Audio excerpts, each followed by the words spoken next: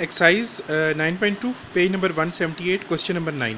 ये question basically तो आपका होमवर्क है, आपने इसको कंप्लीट करना है, लेकिन मैंने कहा थोड़ा सा आपको मैं इसके बारे में थोड़ा सा गाइड कर दूं। बहुत इंपॉर्टेंट क्वेश्चन हैं ये वाले 8 और 9, बाकी सारे ही हैं लेकिन ये ज़्यादा इंपॉर्टेंट है उस हवाले से, क्योंकि ये सेक्शन सी में आने के इनके चांसेस होते हैं और 8 मार्क्स का क्वेश्चन होता है सेक्शन सी में, तो इनको बहुत अच्छे तरीके से आपको समझने की ज़रूरत है।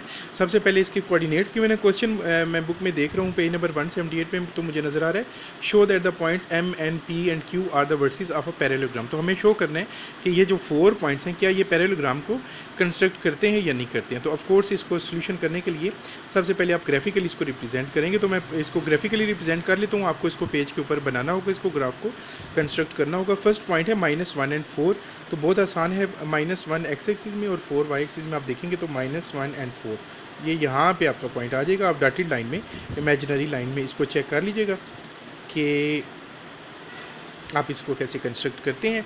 नेक्स्ट है जी second point and -5 and 3, X axis -5 and Y axis 3, यहाँ पे आपका एक पॉइंट आ रहा है, तो यहाँ पे आप इसको लिखेंगे n -5 एंड 3। फिर इसके बाद p है 1 -3, ये 1 है और -3 डाउनवर्ड आ रहा है यहाँ पे वाई एक्सिस में, तो यहाँ पे आप पॉइंट लगाएंगे और इसको p का नेम देंगे और ये हो गया 1 and -3। Last is q point that is 5 -2, 5 and -2, ये डाउनवर्ड डायरेक्शन में आ रहा है, तो ये हो गया 5 एंड -2। तो ये स्टूडेंट्स हमारे 4 पॉइंट्स आ चुके हैं।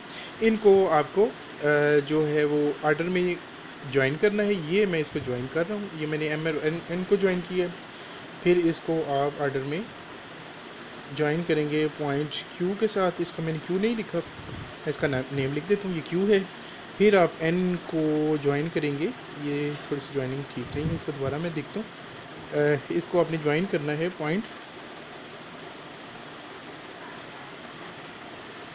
P के साथ और P को आपने ज्वाइन करना है पॉइंट Q के साथ। तो ये स्टूडेंट्स हमारी एक फ़िगर बन गई है और डेफिनेटली ये एक पैराग्राम की तरह की फ़िगर है, लेकिन हमें इसको मैथमेटिकली प्रूव करना है कि दैट फिगर इज़ पैरेललोग्राम। ठीक है, तो इसमें आपको करना क्या होगा, आपको इसके अपोजिट साइड्स के जो वो डिस्टेंस फाइंड करनी है। इस साइड का डिस्टेंस अपोजिट सामने वाली साइड को कहते हैं ना, तो अपोजिट साइड के डिस्टेंस इक्वल होने चाहिए, यानी कि ये जो एन पी है इसका डिस्टेंस एम क्यू के डिस्टेंस के इक्वल होना चाहिए।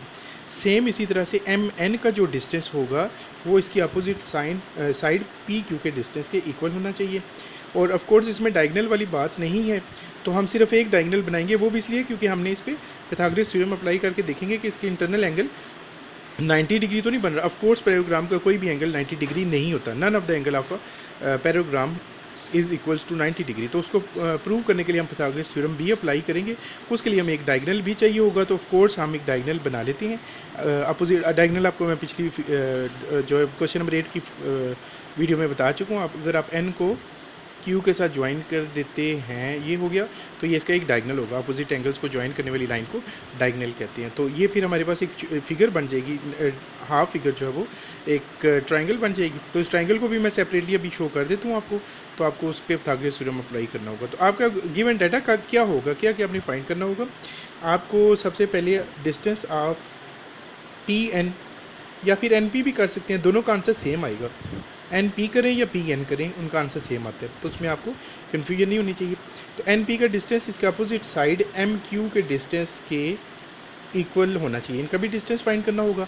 फिर इन दोनों साइड्स में देखें तो एम एन है एक फिगर लाइन सेगमेंट इसकी, इसका डिस्टेंस अपोजिट साइड जो है वो बन रही है पी क्यू, तो इसके डिस्टेंस के इक्वल भी होना चाहिए। और आपने एक डिस्टेंस इसके डायगोनल का भी फाइंड करना है ताकि हम इस पर पाइथागोरस थ्योरम अप्लाई कर सकें। उसको हमने नेम दिया हुआ है एन क्यू, तो आप एन क्यू का डिस्टेंस फाइंड करेंगे, ये किसी के इक्वल आने की ज़रूरत नहीं है। ठीक है जी। और ये जो फिगर मैं कह रहा था ना जिस पे पाइथागोरस थ्योरम हमने पिछली फिगर में, पिछले जो क्वेश्चन उसमें भी अप्लाई किया था ना, तो आप सोच रहे होंगे इसमें कौन सी ट्राइंगल होगी। तो ऑफकोर्स ये वाली नीचे वाली ट्राइंगल आप ना इसको बाय निकालें, ये जिसमें मैंने लाइनिंग की है ना, इसको मैं सेपरेटली बना लेता हूँ, सीधा करके बना लेता हूँ। ये कुछ इस तरह की फ़िगर बन रही है, ये ऐसे की छोटी सी आप फिगर सेपरेट बना लें। ये इसका ऊपर वाला पॉइंट Q है, ये पॉइंट P है और ये पॉइंट आपका N हो जाएगा।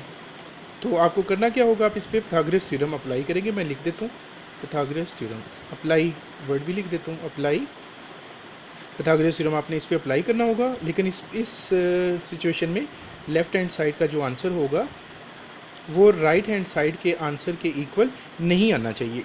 नहीं आना चाहिए, गौर से आपने ये बात समझनी है। वो इसलिए नहीं आना चाहिए ऑफ कोर्स क्योंकि ये आपकी पैराग्राम है, इसका एंगल 90 डिग्री नहीं होता, इसलिए ये आना ज़रूर नहीं है। तो आपका होमवर्क ये हुआ कि आपने इन सारों के डिस्टेंस फाइंड करने हैं, लेकिन आप भी केयरफुल कि पी एन और एम क्यू दोनों का आंसर सेम आना चाहिए।